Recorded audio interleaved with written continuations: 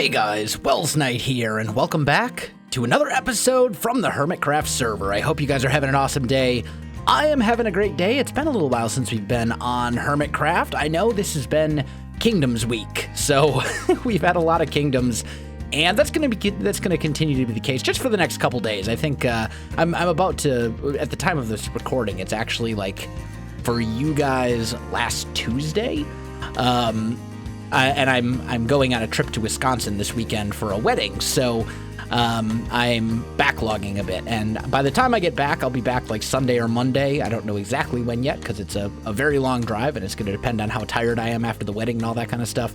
But once I get back, we'll be back to a bit of a more normal schedule where we're going to bounce back and forth between Kingdoms and Hermitcraft every other day. That's going to be the plan anyway, if everything works out.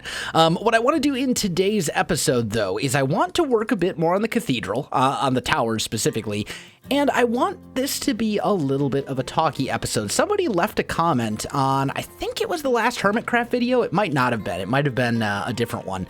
But either way, somebody left a comment and said, you know, I know you served in the military, Wells, but I'm not sure exactly what you did. Could you do a video talking about, like, what you do in the military and your military life and all that other kind of stuff? And I thought that was actually a great idea because I don't think I have talked about it.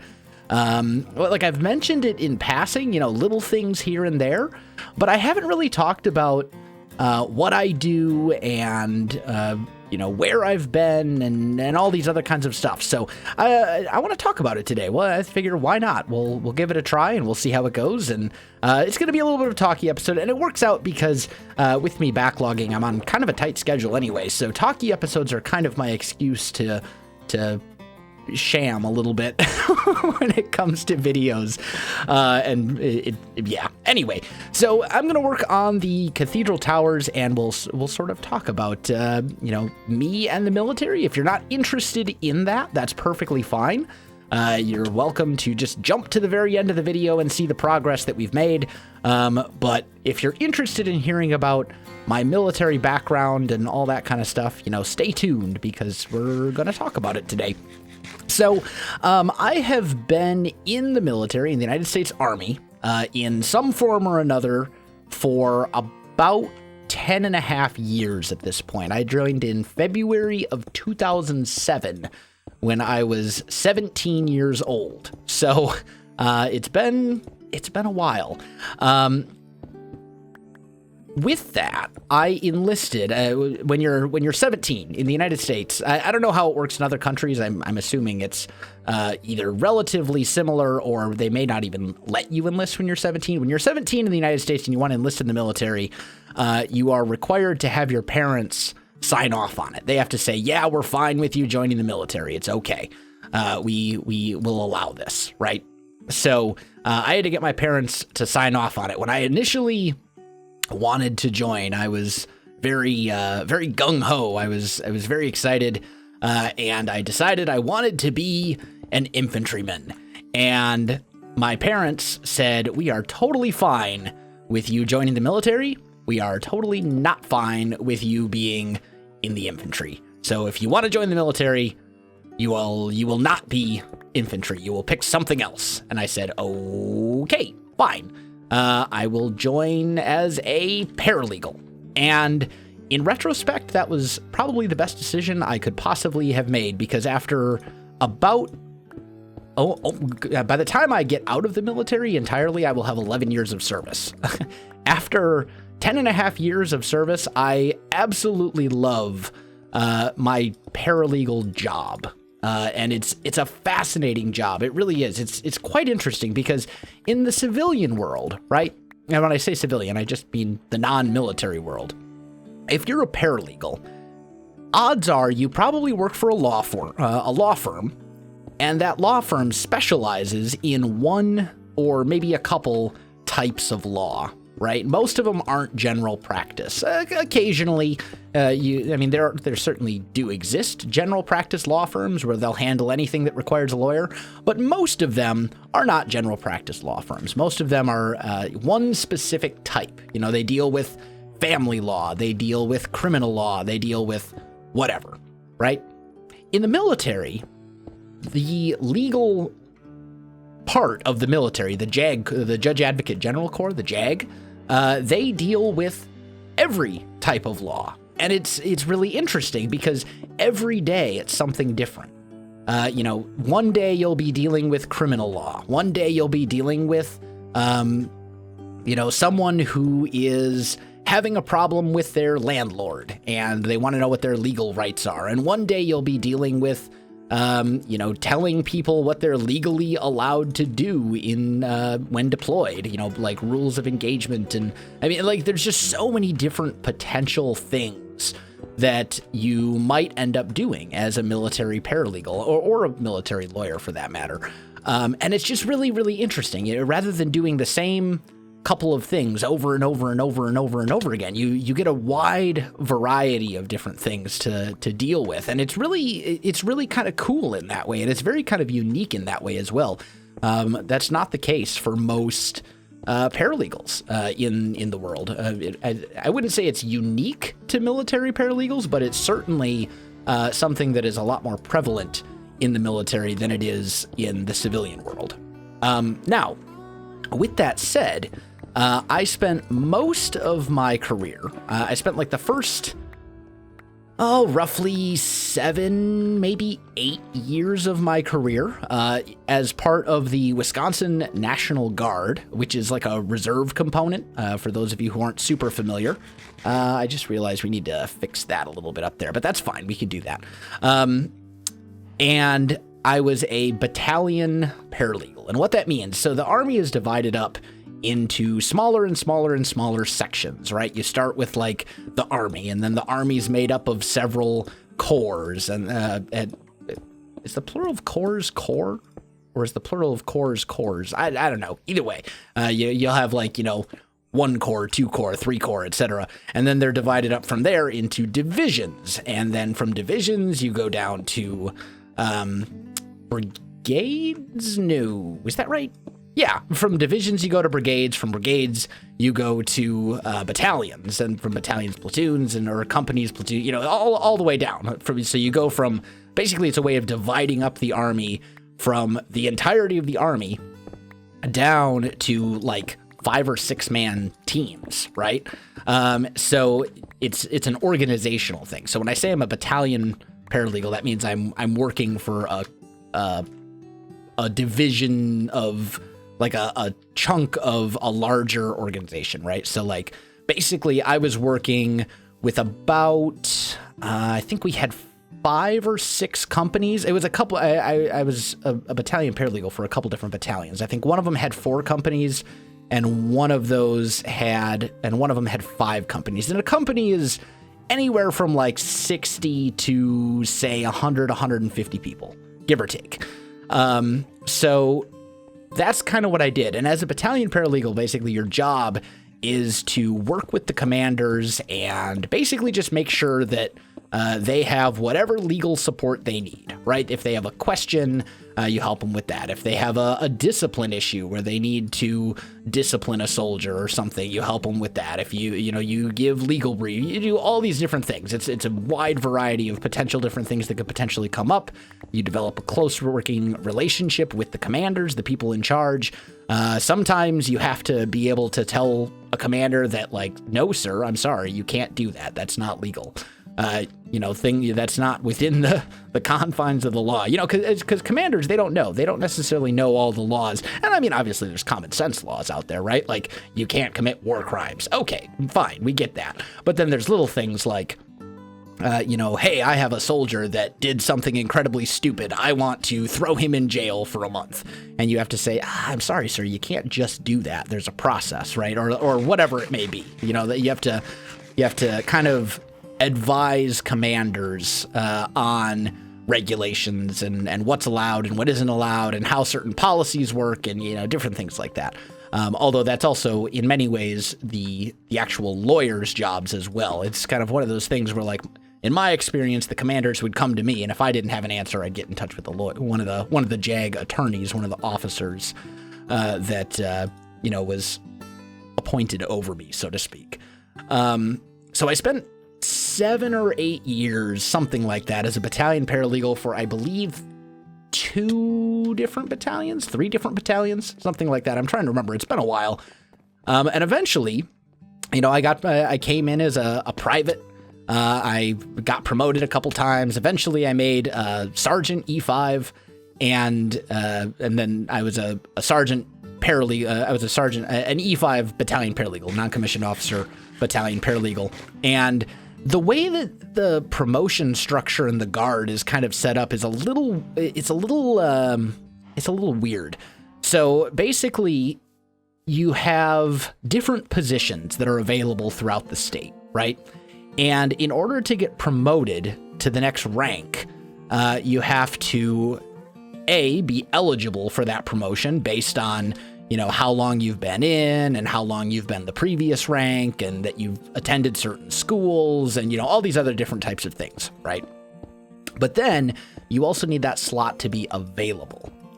And the JAG Corps in Wisconsin is pretty small, and as is true of any state National Guard. We've got maybe, 20, 25 people altogether in the entire state.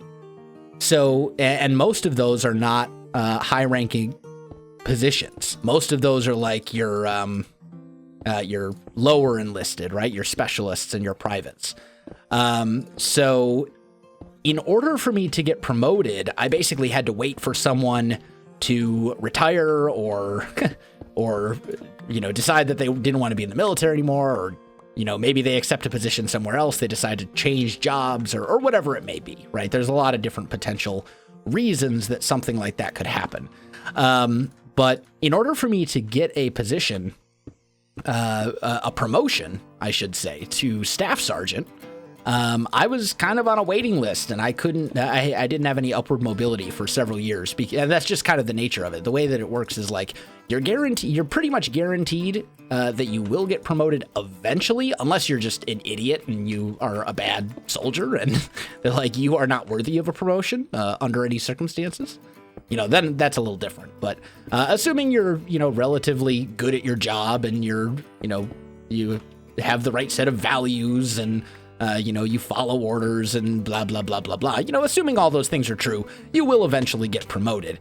It just might take a while. So I was sitting in this Sergeant E5 slot as a battalion paralegal, and I was offered an opportunity to be part of a unit that basically was like a test program to see how it would work if they were to take National Guard soldiers and put them actually like as part of the command structure of a division, of an active duty division. So, and that's something that like has happened in the past. It's very common on like deployments, for example.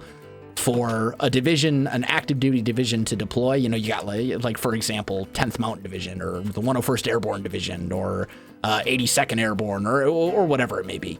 It's very common for units like that to deploy and then kind of fill out their ranks a little bit with National Guard and Army Reserve soldiers. That's not uncommon at all. However, generally those people meet up like in country, right? Like they meet up in Iraq and they get to know each other in Iraq and stuff like that. What was different about this is that we were actually part of the active duty unit. Like we were, our unit was a detachment of the division command, and we were actually like with them all the time for the most part. So it was a really interesting thing. And it came with a promotion to staff sergeant, and it also gave me the opportunity to do something that I'd been wanting to do for years, and that was go to Army Court Reporter School and get my court reporter certification. So rather than just being a paralegal, I was actually given the opportunity to become a military court reporter. And for those of you who don't know what a court reporter is, basically a court reporter is someone who sits in a courtroom and they kind of manage the courtroom. Like they make sure that everybody's there on time and that people are prepared, and like they're not on a side. They're not like working for the prosecution, or they're not working for the defense. They work for the judge. Like I actually worked directly for a judge, and that was it. I didn't take orders from defense lawyers. I didn't take orders from prosecution lawyers. I worked directly for the judge, and my job was just to make sure that like everyone was there, everyone had their stuff, there weren't technical difficulties, and that everything was recorded. And that's the biggest thing, is that the court reporter is the person who records the entire thing and then creates a transcript of it afterwards. And in the civilian sector, it's very uncommon that most trials will get a word-for-word verbatim transcript created. That's pretty uncommon in the civilian sector, unless it's like a really high-profile case. In the military, it's a lot more common. It's basically like based on the punishment that a soldier gets, and basically you deal almost exclusively with criminal law, right? So a lot of different types of cases. Theft, we dealt with homicides, we dealt with a lot of just tons and tons and tons of different stuff. I mean, everything you can think of that's a crime. Lots of drugs, lots of theft. We had some, people going AWOL, which is when they just decide, I don't want to be in the military anymore, and I'm just going to leave when they're not supposed to. Lots and lots of things. And we dealt with tons of it. And basically, we recorded the entire case. We made sure everyone was prepared, and then we created a transcript at the end of the entire thing. And that's a job that kind of sounds boring, I'm sure, to some people, like, oh man, I have to type up this entire giant transcript. Like that could be like thousands of pages. And some of them were super big and super long. But what I like about it is that basically with that job, you're just kind of left to your own devices. Like nobody really messes with you. You just kind of, like, once the court case itself is done, you go into your office, you shut the door, and you're just left to do your own thing. And as long as you get your work done, you're good. And for me, coming from an English background, because when I went to college to be an English teacher. So I have a background in English, and English has always been a subject that I'm, relatively good at. I won't say I'm like incredible. As you guys know, sometimes words are hard. But coming from that background, like, court reporting was just a really good fit for me, and I just really enjoyed it. It was something I enjoyed immensely, and that I'm really glad that I had that experience. And it was a very cool experience in a lot of ways. Like, most people cannot say that they have done a lot of the things that I have done, just experiences wise. I've had some really, really cool experiences. I've seen cases where someone was accused of something, and the accusation was completely off base. And as a result, they were ultimately cleared of their charges. And I've also seen cases where someone was a dirtbag, and they, justice was done. And we had a couple homicide cases, even, in fact, where, people were sent to life without parole for homicide. And that's something that, like, how many people do you know who were directly involved in a homicide case? Like, that's kind of a cool thing, in some, I mean, I'm not saying it's not tragic and horrible, but just the experience of the case itself and the way that the justice system works, in many ways, that's a very cool experience, and not something that everyone can say that they've done. It was very kind of a unique experience, and it was very fulfilling, I guess, would be the way to say it. So, I did that for, I've been doing that now for roughly 2 or 3 years, something like that. I don't know exactly when I became a court reporter and got my certification, all that kind of stuff, but it's a very interesting job. And I worked with some great people as well. It was in fact, when I go back I'm actually looking at going back in early October, for just a couple of weeks to fill out a little bit of time that I need to get done. And I'm going to be going back to the same office I was working with, to work with those same people, because they're fantastic. And it's one of those situations where there's never a dull moment. It's always something different and always something to do. So I enjoyed that immensely as well. But over the course of my career, I've done a lot of different things. I've done, as I said, I've done court cases, lots of criminal law, lots of criminal law stuff, which is probably the most interesting of the things that you'll do as a paralegal in the military. That's probably the stuff that's the most exciting. But then I've done a lot of other stuff too, legal assistance, which is like helping people with wills and divorces and powers of attorney and, you know, stuff like that, where we're like, I need a document, I need a will made, and you're like, okay, I can help you get a will made, you know, kind of mundane things. It's a little bit of everything. What was that damage from? Is the lag that bad? That was lag damage? Because if that's the case, that's pretty terrible. Anyway, I mean, you do some mundane things, but then you do some exciting things as well. And I've got plenty of stories. Many of them I can't share because a lot of that stuff is protected by like attorney-client privilege and, you know, different things like that. But at the same time, there are also some stories that are just like, wow, how in the world did we get to this point? You know, how in the world could somebody be so incredibly stupid that they thought this was okay? Like, did they think they just were not going to get caught, or like, what in the world? You know, there's some of that kind of stuff is just very interesting. And to be entirely honest, some of it's a little dark for my channel. Like, some of that kind of stuff, you can imagine working in military criminal law, some of the types of things that I have seen and heard, and it's not stuff that would really be appropriate to talk about in a. So lag is a thing. Lag is definitely a thing. Wow, lad, that's pretty terrible. And I just want to sleep. But yeah, you can imagine some of the stuff that I could, you know, some of the stories I have and some of the things that I've seen and heard and dealt with have been, you know, tragic and in many ways kind of disgusting.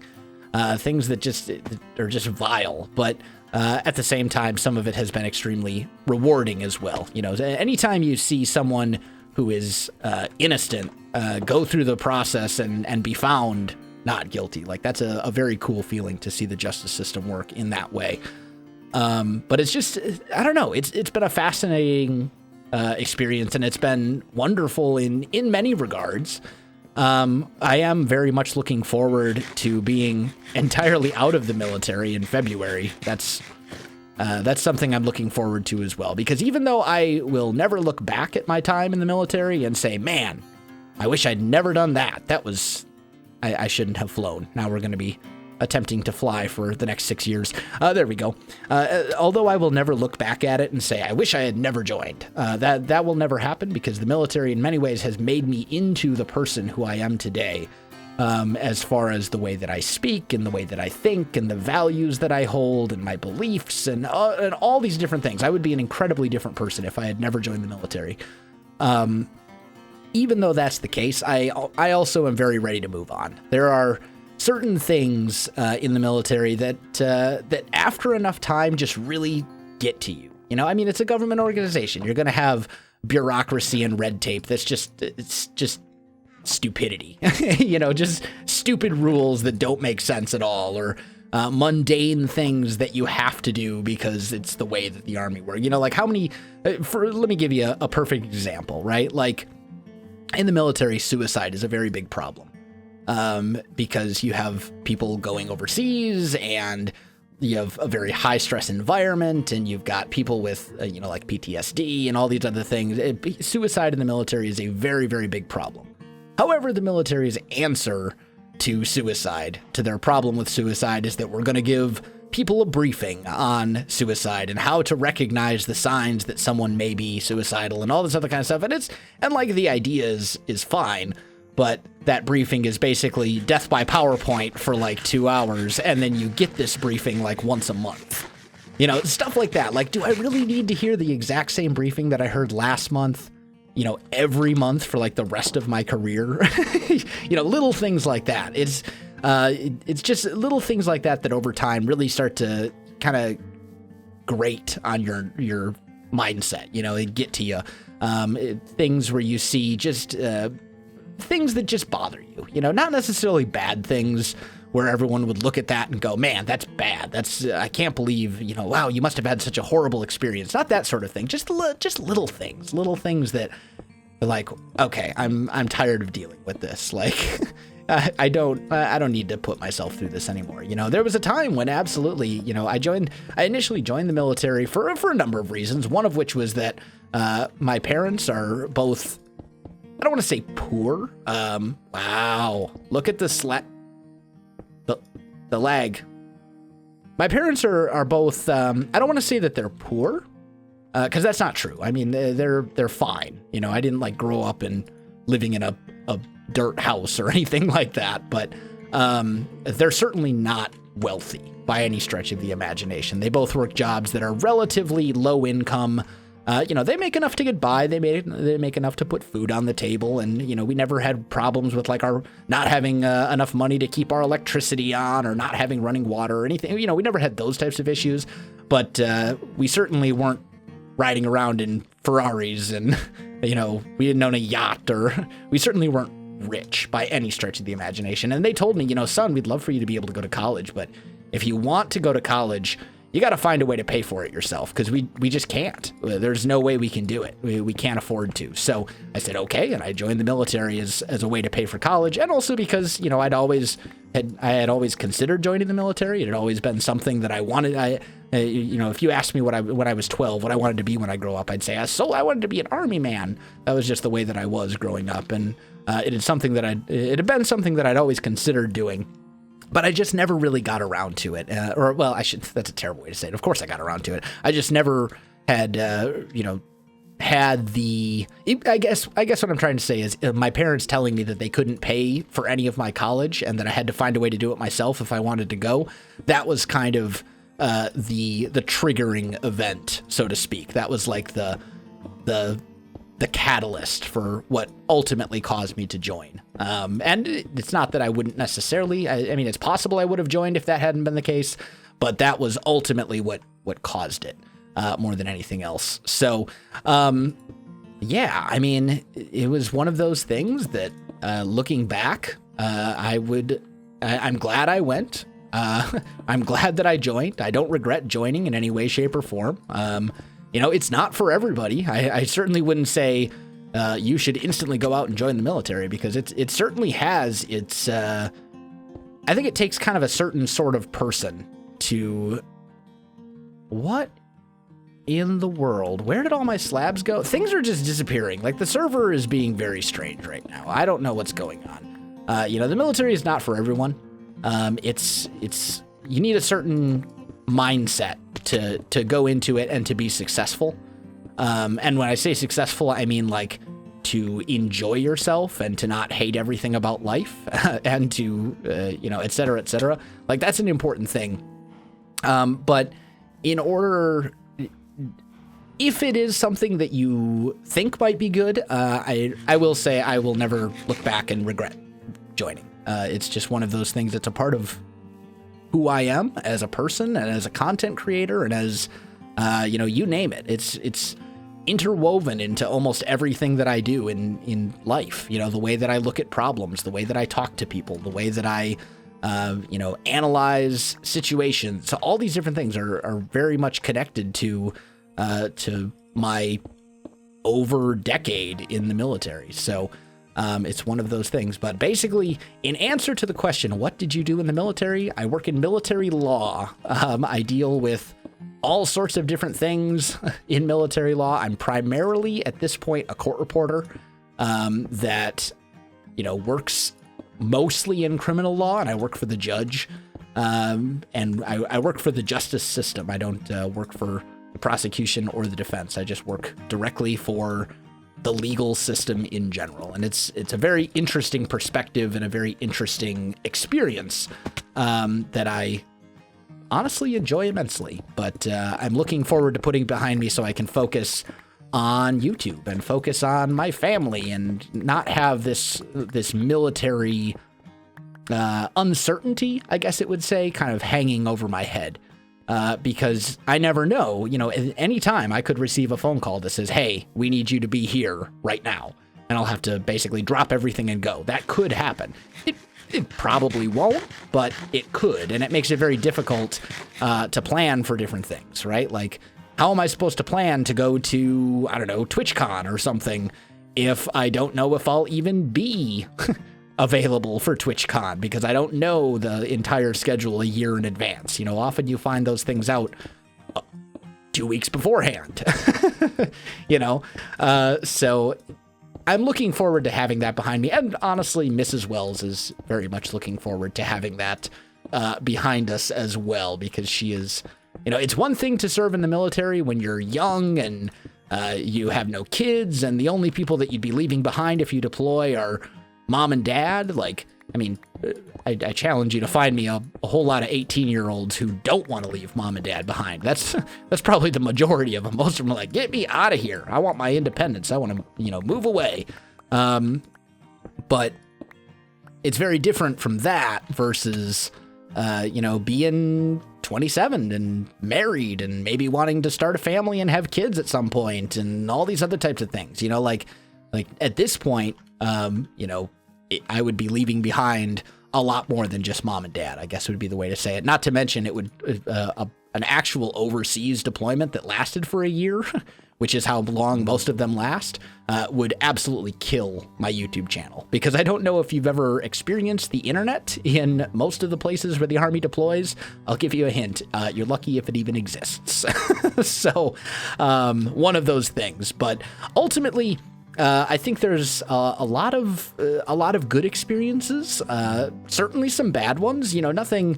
I don't want people to say I'm sorry you went through that, because I can honestly say I haven't had anything happen to me in the military that was tragic or you know, scarring or anything like that. I've had it honestly pretty good as a paralegal. Paralegal's about as cushy a job as you can get in the military, but.